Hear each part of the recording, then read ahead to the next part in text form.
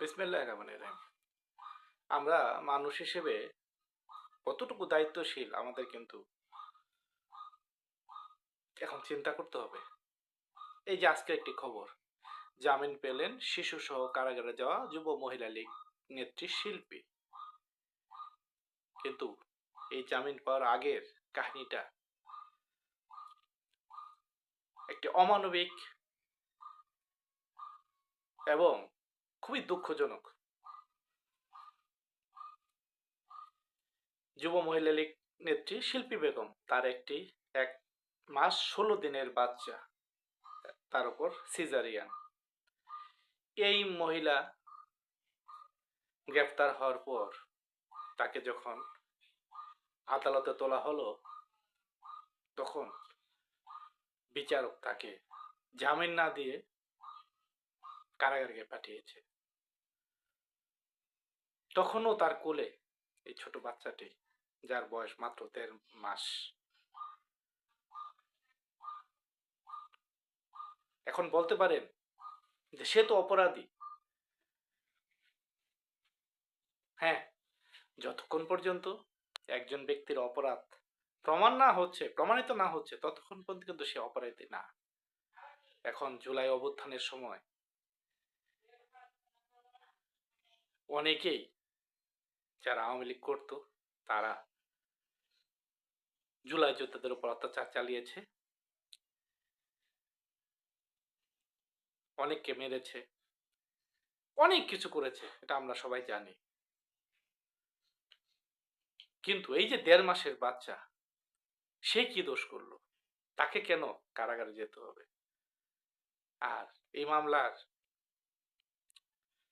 চার্জশিটই তো এখনো হয়নি যে এই যে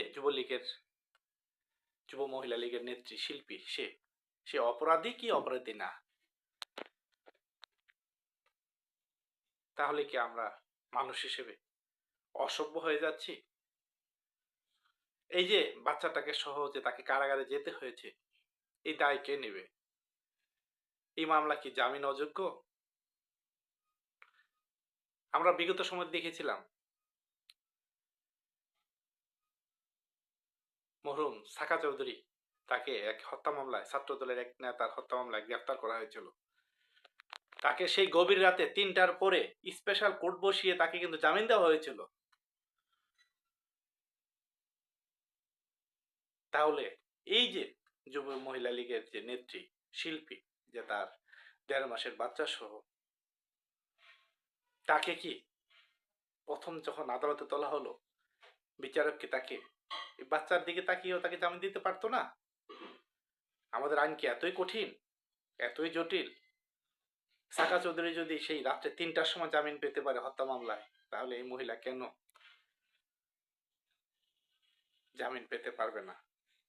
ধন্যবাদ জানাচ্ছি এরপরের যে বিচারক দুপুরবেলা চিফ ম্যাজিস্ট্রেট আদালতে যে তাকেও তোলার পর পরবর্তীতে ম্যাজিস্ট্রেট তাকে জামিন দিয়েছে, সেজন্য ওনাকে অশেষ ধন্যবাদ জানাচ্ছি। আমরা বিগত সময় দেখেছি হত্যা মামলা হামলা দিয়ে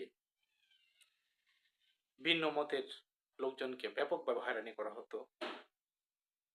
এখনো যদি সেটা চলে, তাহলে নতুন বাংলাদেশ কিন্তু হবে না। অপরাধীকে শাস্তি দিন, কিন্তু যে এখনো অপরাধ ঘোষিত হয়নি তাকে অহেতুক শাস্তি দিবেন না প্লিজ। শিল্পী বেগমের প্রতি সমবেদনা জানাচ্ছি যে তাকে এই যে কিছু সময়ের জন্য কারাগারে যেতে হয়েছিল এই 1.5 মাসের বাচ্চা সহ, এর জন্য আমরা জাতি হিসেবে লজ্জিত। ধন্যবাদ সবাইকে।